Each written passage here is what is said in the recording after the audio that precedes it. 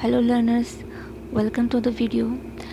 आज के वीडियो में गेट 2019 माइक्रोबायोलॉजी के क्वेश्चंस डिस्कस करते हैं। चलिए स्टार्ट करते हैं। First question, chloramphenicol and tetracycline are broad spectrum antibiotics which inhibit bacterial growth by targeting option A cell wall synthesis, option B protein synthesis, option C RNA synthesis, option D DNA synthesis। तो इसका correct answer बन जाएगा option B protein synthesis. Chloramphenicol and tetracycline जो है वो broad spectrum बोला गया है, मतलब wide range of micro organism को किल कर सकते हैं। मतलब wide range means they can kill both gram positive and gram negative bacteria. तो ऐसे जो एंटीबायोटिक होते हैं क्लोरामफेनिकोल एंड टेट्रासाइक्लिन, वो कौन से बैक्टीरिया के कौन से प्रोसेस को इनहिबिट कर सकते हैं? तो प्रोटीन सिंथेसिस का जो प्रोसेस है उसको इनहिबिट करते हैं। Next question, which of the following radiation method is used in preserving food from spoilage by microorganism? Option A radio waves, B microwaves, C non-ionizing radiation and D ionizing radiation। इसका correct option बन जाएगा option D ionizing radiation.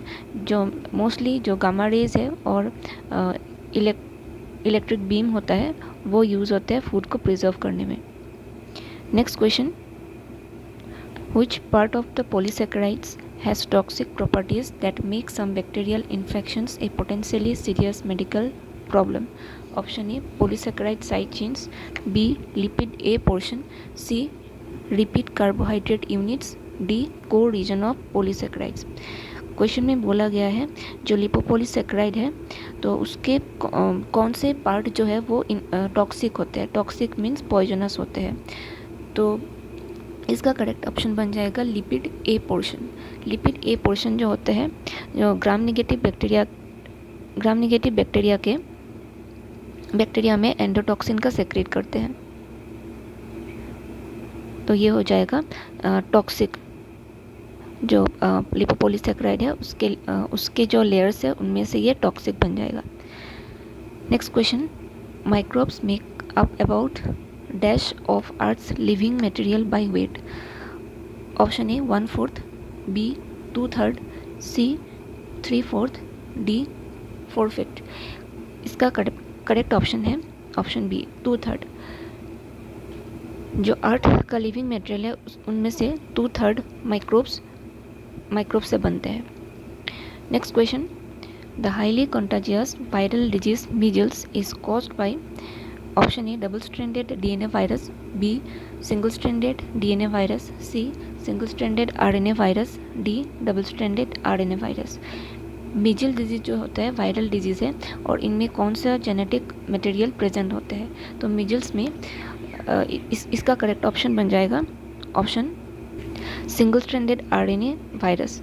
जो genetic material है measles का वो है single stranded RNA virus. ऐसे और भी एग्जांपल है सिंगल स्ट्रैंडेड आरएनए के, जैसे हो गया एचआईवी। और अगर हम देखें डबल स्ट्रैंडेड डीएनए वायरस तो इसके लिए हो जाएगा एग्जांपल एडिनो वायरस और पॉक्स वायरस, और भी कई एग्जांपल्स हैं। तो वैसे ही सिंगल स्ट्रैंडेड डीएनए के लिए हो जाएगा पार्वोवायरस और डबल स्ट्रैंडेड आरएनए के लिए ऑप्शन बन जाएगा रोटावायरस। ऑप्शन नहीं, एग्जाम्पल बन जाएगा रोटावायरस। तो ऐसे कुछ एग्जांपल्स आप लोग याद करके जाइएगा क्योंकि एग्जाम में आने के चांसेस बनते हैं। Next question, secondary metabolites such as penicillin from mould are produced during the option A lag phase, B idiophase, C log phase, D decline phase. तो सेकेंडरी मेटाबोलाइट जो होते हैं तो बैक्टीरिया के ग्रोथ कर्व होते हैं, तो उसमें से कौन से फेज में सेकेंडरी मेटाबोलाइट्स का एक्यूमुलेशन देखा जाता है व प्रोडक्शन देखा जाता है? तो इसका करेक्ट ऑप्शन बन जाएगा इडियोफेज, जिसको हम लोग स्टेशनरी फेज भी बोलते हैं। तो लैग फेज क्या हो जाएगा? लैग फेज हो जाएगा जो फर्स्ट फेज होता है जिसमें बैक्टीरिया एनवायरनमेंट के साथ एडजस्टमेंट करते हैं और बैक्टीरिया का जो सेल है उसका मास इंक्रीज होता है, नंबर इंक्रीज नहीं होता, ओनली मास इंक्रीज होता है। तो नेक्स्ट जो है लॉग फेज में क्या हो जाएगा? बैक्टीरिया के नंबर इंक्रीज होगा। तो और इसको एक्सपोनेंशियल फेज भी बोला जाता है। नेक्स्ट आता है स्टेशनरी फेज। स्टेशनरी फेज में जो सेकेंडरी मेटाबोलाइट्स है उसका प्रोडक्शन होता है और डेट इक्वल टू जितना ग्रोथ होता है उतने इक्वल होता है डेट के।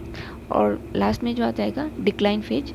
डिक्लाइन फेज में बैक्टीरिया का ग्रोथ देखने को मिलता है और इस फेज में डिक्लाइन फेज में टॉक्सिक मटेरियल्स का एक्यूमुलेशन होता है और न्यूट्रिएंट जो है वो एग्जॉस्ट हो जाता है। Next question, Dick test is used to assess the susceptibility to option A diphtheria, B scarlet fever, C typhoid fever, D tuberculosis. Dick test ये कौन से डिजीज़ के डिटेक्शन के लिए यूज़ करते हैं? इसका करेक्ट ऑप्शन बन जाएगा स्कारलेट फीवर, ऑप्शन बी। तो वैसे ही देखिए डिप्थेरिया के लिए एरेक टेस्ट यूज़ होता है। डिप्थेरिया के लिए हो जाएगा एरेक नहीं एलेक टेस्ट, और स्कारलेट फीवर के लिए डिक टेस्ट, टाइफाइड के लिए वाइडल टेस्ट और ट्यूबरक्लोसिस के लिए IgRA। इसका फुल फॉर्म हो जाएगा interferon gamma release essay, IgRA interferon gamma release essay. Next question, which of the following is a symbiotic bacterial genus that converts nitrogen into nitrogen containing compounds that are utilized by legume plants to synthesize amino acids? Option A Spirillum, B Azotobacter, C Rhizobium, D Clostridium। तो कौन सा ऐसा bacteria है जो legume plants में nitrogen fixation करते हैं और नाइट्रोजन कंटेनिंग कंपाउंड्स नाइट्रोजन को कन्वर्ट करके नाइट्रोजन कंटेनिंग कंपाउंड तक ले जाते हैं? इसका करेक्ट ऑप्शन बन जाएगा ऑप्शन सी राइजोबियम। राइजोबियम जो है लिग्यूम प्लांट्स में नाइट्रोजन का फिक्सेशन करता है। लिग्यूम प्लांट्स मतलब जो जैसे हो गया पी, बीन्स, ऐसे क्रॉप्स। और अगर बाकी के ऑप्शंस देखें, जो एजोटोबैक्टर है, एजोटोबैक्टर जो है वो व्हीट में नाइट्रोजन का फिक्सेशन करता है, एरोबिक नाइट्रोजन फिक्सर है। और जो क्लोस्ट्रीडियम है वो एनएरोबिक नाइट्रोजन फिक्सेसर है। वैसे ही एजोस्पाइरिलम जो हो जाएगा, स्पाइरिलम एजोस्पाइरिलम, वो ग्राम के क्रॉप्स में नाइट्रोजन का फिक्सेशन करते हैं। इसका करेक्ट ऑप्शन बन जाएगा rhizobium. Next question, what is the enzyme involved in the following reaction? Triglyceride plus water, 3 molecule of water, तो प्रोडक्ट है glycerol plus fatty acid. Option A glycerol phosphate dehydrogenase, B glycerol kinase, C lipase, D zymase. इसका correct option बन जाएगा option C lipase.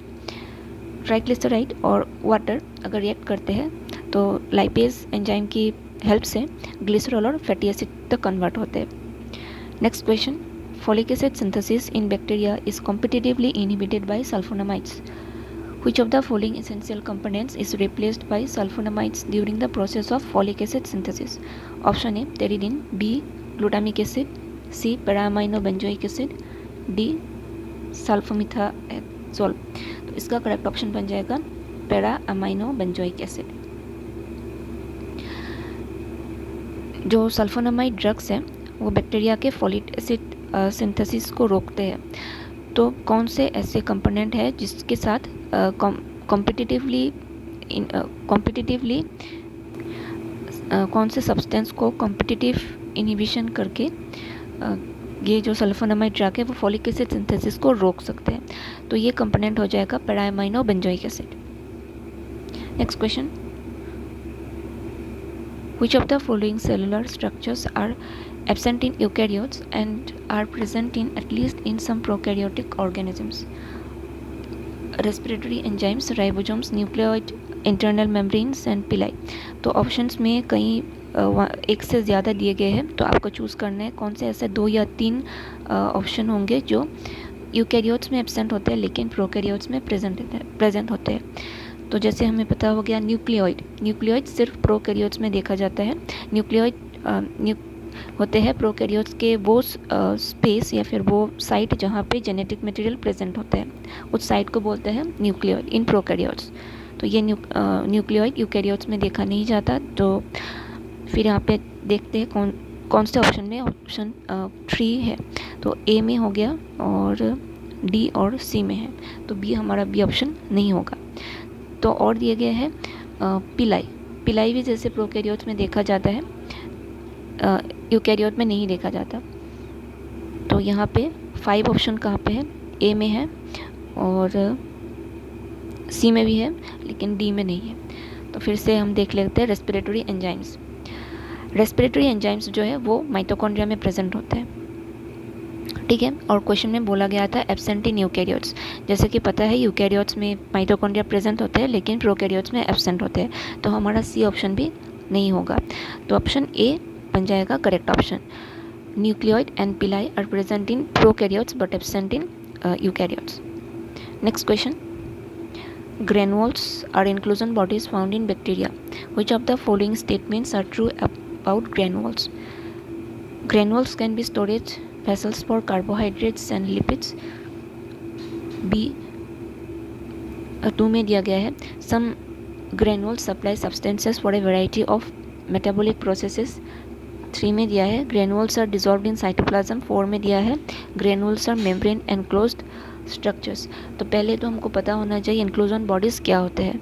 Inclusion bodies ऐसे कुछ cell के अंदर पाए जाने वाले स्ट्रक्चर्स होते हैं जो मेम्ब्रेन बाउंड नहीं होता है, ठीक है। तो जो यहाँ पे 4 में बोला गया ग्रेनुल्स और मेम्ब्रेन एनक्लोज, तो ये वाला ऑप्शन हट जाएगा, क्योंकि जैसे कि मैंने बोला इंक्लूजन बॉडीज़ मेम्ब्रेन बाउंड नहीं होते हैं। तो यहाँ पे जहाँ 4 वाला है तो उसको हम लोग एलिमिनेट कर सकते हैं, तो ऑप्शन बी हमारा नहीं होगा। तो बाकी के देख लेते हैं। Granules are dissolved in cytoplasm. तो ग्रेनुल्स साइटोप्लाज्म में डिजॉल्व होते हैं, जैसे मैंने बोला वो मेम्ब्रेन बाउंड नहीं होते हैं, साइटोप्लाज्म में ही रहते हैं। तो ये हमारा 2 जहाँ पे है वो उसको हम करेक्ट मान सकते हैं। तो ए और सी में है, डी में नहीं है, तो डी को हम लोग एलिमिनेट कर सकते हैं। बाकी के भी देख लेते हैं। Some granule supply substances for a variety of metabolic process. तो ये भी हमारा करेक्ट बन जाएगा। जैसे इंक्लूजन बॉडीज़ का एग्जांपल हो जाएगा कार्बोक्सिजोम, फिर हो जाएगा पॉलीफॉस्फेट ग्रेनुल्स और फिर ग्लाइकोजन ग्रेनुल्स। तो ये सब कुछ इंक्लूजन बॉडीज़ के एग्जांपल है, जिसमें जैसे कार्बोक्सिजोम एक इंक्लूजन बॉडीज़ है जहाँ पे रूबिस्को नाम का एंजाइम स्टोर होता है और जब ज़रूरत पड़ने पर वहाँ से प्लांट यूज़ कर सकते हैं। और जो पॉलीफॉस्फेट ग्रेनुल होता है उसमें इनऑर्गेनिक फॉस्फेट भी स्टोर होता है, और ग्लाइकोजन ग्रेनुल में ग्लाइकोजन स्टोर होता है एज अ कार्बोहाइड्रेट, ठीक है। तो यहाँ पे हम लोग 2 और 3 को करेक्ट मान सकते हैं। तो जो ऑप्शन ए है वो हमारा करेक्ट बन जाएगा, ठीक है, 2 और 3। Next question, match the culture media to their uses. तो यहाँ पे मैच द फॉलोइंग मैच करने के लिए दिया है। एक तरफ कल्चर मीडिया का एग्जांपल दिया है और दूसरी तरफ कौन से कल्चर मीडिया किसके लिए यूज़ होता है, तो इसको मैच करना है, ठीक है। देखते हैं फिर। कॉम्प्लेक्स मीडिया होता है chemically undefined media for bacterial growth. तो ये 1 जो है हमारा क्यू के साथ मैच हो जाएगा। तो अभी ऑप्शन में चेक करते हैं कौन से में 1 क्यू के साथ मैच हो रहा है, ठीक है। फर्स्ट वाले में 1 एस के साथ हो रहा है तो ये नहीं होगा। बी में 1 क्यू के साथ ही है और सी में भी 1 क्यू के साथ ही है, तो ये दोनों हम लोग रख सकते हैं। और डी को देखते हैं 1 पी के साथ हो रहा है, तो ये भी ऑप्शन नहीं होगा। फिर देखते हैं बी और सी में से कौन सा हमारा करेक्ट बन जाता है। देखते हैं नेक्स्ट, सिलेक्टिव मीडिया हो जाएगा एक मिक्स्ड कल्चर में एक स्पेसिफिक बैक्टीरिया को ग्रो करने के लिए। तो जो 2 है सिलेक्टिव मीडिया, ये हो जाएगा पी के साथ मैच, ठीक है। तो देखते हैं 2 और यहाँ पे ऑप्शन सी में 2 आर के साथ मैच हो रहा है, तो ये वाला ऑप्शन भी एलिमिनेट कर सकते हैं। और बी में जो है 1 क्यू के साथ 2 पी के साथ मैच हो रहा है, ये हमारा करेक्ट ऑप्शन बन जाएगा। फिर भी बाकी देख लेते हैं। 3 हो जाएगा एस के साथ। तो क्या दिया है, differential media distinguishing 1 bacteria from other. Differential media हम लोग हमेशा डिफरेंशिएट करने के लिए यूज़ करते हैं। अगर कोई मीडिया में दो तरह के माइक्रो ऑर्गेनिज्म प्रेजेंट हैं, तो उनमें से डिफरेंशिएट करने के लिए अगर मान लो एक मीडिया में ग्राम पॉजिटिव ग्राम नेगेटिव दोनों प्रेजेंट है, तो कौन से ग्राम पॉजिटिव है या फिर कौन से ग्राम नेगेटिव है उसको समझने के लिए हम लोग डिफरेंशियल मीडिया का यूज़ कर सकते हैं। तो ये हो जाएगा एस के साथ मैच। और enrich media cultivating fastidious bacteria, तो ये हो जाएगा आर के साथ मैच। ऐसे हमारा ऑप्शन बी करेक्ट बन जाएगा। नेक्स्ट क्वेश्चन देखते हैं। Among the following characteristics listed below, select those that are most appropriate for Archaebacteria। तो इनमें कुछ स्टेटमेंट्स दिए गए हैं, तो कौन सा आर्कीबैक्टीरिया के लिए करेक्ट है। Peptidoglycan containing muramic acid and D amino acids are present in cell wall. तो पहले का जो है तो ये हो जाएगा हमारे ओनली बैक्टीरिया के लिए करेक्ट, आर्कीबैक्टीरिया के लिए ये नहीं होगा। जो बैक्टीरिया है उसके जो सेल वॉल है वहाँ उसके पेप्टिडोग्लाइकन में म्यूरामिक और डी एमिनो एसिड प्रेजेंट होता है, लेकिन ये आर्कीबैक्टीरिया के लिए करेक्ट नहीं है, तो ये हमारा हट जाएगा। फिर 2 में दिया गया है long chain branched alcohols bound to glycerol by ether linkages are found in the lipids of cytoplasmic membrane, तो ये करेक्ट बन जाएगा। ठीक है, आर्कीबैक्टीरिया के लिए ये करेक्ट बन जाएगा। तो अभी हम ऑप्शन में चेक करते हैं कौन से में 2 दिया गया है। तो ए को तो हम लोग ऑलरेडी एलिमिनेट कर सकते हैं क्योंकि 1 नहीं आएगा। फिर बी और सी को रख के डी को भी एलिमिनेट कर सकते हैं क्योंकि 1 नहीं आएगा। बाकी के देख लेते हैं। First amino acid to initiate new polypeptide chains in N formyl methionine. Archaebacteria में जो इनिशिएटिव जो फर्स्ट एमिनो एसिड आते हैं वो है एन फॉर्माइल मेथियोनिन। तो ये वाला स्टेटमेंट भी सही नहीं है क्योंकि फर्स्ट एमिनो एसिड मेथियोनिन ही आता है। यूकैरियोटिक के साथ सेम होता है, आर्कीबैक्टीरिया का जो फर्स्ट एमिनो एसिड है वो मेथियोनिन होता है।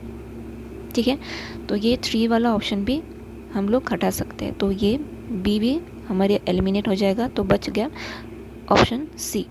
ठीक है, लास्ट में दिया है translation process is sensitive to the action of diphtheria toxin, तो ये भी हमारा करेक्ट बन जाएगा।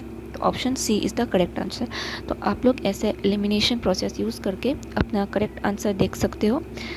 अगर आपको सब स्टेटमेंट अगर पता नहीं भी हो तो ऐसे करके आपका ऑप्शन करेक्ट ऑप्शन निकल आता है। नेक्स्ट क्वेश्चन देखते हैं। Which of the following process are involve in horizontal gene transfer. तो हॉराइजेंटल जीन ट्रांसफ़र में कौन से प्रोसेस इन्वॉल्व होते हैं। तो ये पहले के वीडियो में भी हम ऐसे क्वेश्चंस मिला था। हॉराइजेंटल जीन ट्रांसफ़र में कंजुगेशन आता है, ट्रांसडक्शन होता है और ट्रांसफॉर्मेशन आता है। Conjugation, transduction, transformation. ठीक है, तो ये बाइनरी फिशन और जो ट्रांसलेशन सिंथेसिस और एक है ये ट्रांसवर्जन, ये वाला नहीं होगा। तो जहाँ पे 1, 2 और 4 वाला ऑप्शन दिया गया है वही हमारा करेक्ट बन जाएगा। 1, 2, 4 ऑप्शन डी में है। ठीक है, याद रखिएगा हॉरिजॉन्टल जीन ट्रांसफर में ट्रांसफॉर्मेशन, ट्रांसडक्शन और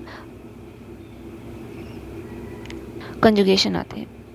नेक्स्ट क्वेश्चन, नेक्स्ट और आज के लिए लास्ट क्वेश्चन, ये भी मैच करने के लिए दिया है। तो एक साइड में आपको इम्यूनोग्लोबुलिन्स दिए हैं और दूसरे साइड में इम्यूनोग्लोबुलिन्स कौन से प्रोसेस में इन्वॉल्व होता है वो दिया गया है। तो IgA इसमें से बन जाएगा। IgA जो होता है वो बॉडी सेक्रेशन से रिलीज होता है, बॉडी सेक्रेशंस में पाए जाते हैं, जैसे हो गया सलाइवा, टीयर्स या फिर म्यूकस। तो ये हमारा पी के साथ मैच हो जाएगा, जैसे दिया है म्यूकोजल इम्यूनिटी। ठीक है, 1 पी के साथ मैच हो रहा है। और जी जो है IgG ये बहुत मैक्सिमम अमाउंट में पाया जाने वाला एंटीबॉडी है या फिर इम्यूनोग्लोबुलिन है, तो ये हमारा आर के साथ मैच हो जाएगा। 2 आर के साथ मैच हो गया। नेक्स्ट देखते हैं IgD के बी सेल जो है उसके ऊपर मेम्ब्रेन में पाया जाता है, तो इसके साथ S हो गया। और ई जो है वो पैरासाइटिक इन्फेक्शंस के लिए आते हैं। ऐसे करके हम लोग देख सकते हैं जो 1 है पी के साथ मैच हो रहा है। BCD में तीनों में दिया गया है 1 पी के साथ। फिर देखते हैं 2 हो गया आर के साथ, 2 हो गया आर के साथ, ये दोनों गया और ये आ गया हमारा करेक्ट ऑप्शन। ठीक है, वैसे ही D है S के साथ, 3 है S के साथ और 4 है Q के साथ। ऐसे करके मैच हो गया। और एक क्वेश्चन बाकी है, लास्ट नहीं है, ये भी मैच है। एक तरफ डिजीज़ दिया गया है और दूसरी तरफ कौन से डिजीज़ को कॉज करने वाला ऑर्गेनिज्म है वो दिया गया है, तो इसको मैच कर लेते हैं। देखते हैं फिर जो कॉमन है वो सिलेक्ट करते हैं। सिफिलिस जो है सबको पता है, ट्रिपेनोमा पैलिडम। ठीक है, 2 S के साथ मैच हो गया। फिर हो गया जेनाइटल वर्ड्स, ये हो गया ह्यूमन पेपिलोमा वायरस। ठीक है, 2 और 3 मैथ्स हो गया। बाकी देखते हैं र्यूमेटॉइड हार्ट डिजीज़, ये हो जाएगा ग्रुप ए स्ट्रेप्टोकोकस। और लास्ट ऑर्डलथ्रस, ये हो जाएगा कैंडिडा एल्बिकेंस। अभी मैथ्स कर लेते हैं कौन सा करेक्ट हो जाएगा। 2 और एस बी और सी में है। और हो गया जेनेटल वर्ड्स, ये हो गया आर के साथ 3R 4P और 1Q। ठीक है, हमारा बी ऑप्शन करेक्ट हो गया। ठीक है, तो इतना ही था 2019 के पेपर में, और नेक्स्ट में 2020 का पेपर सॉल्व करते हैं। ठीक है, नेक्स्ट वीडियो में मिलते हैं। Thank you so much.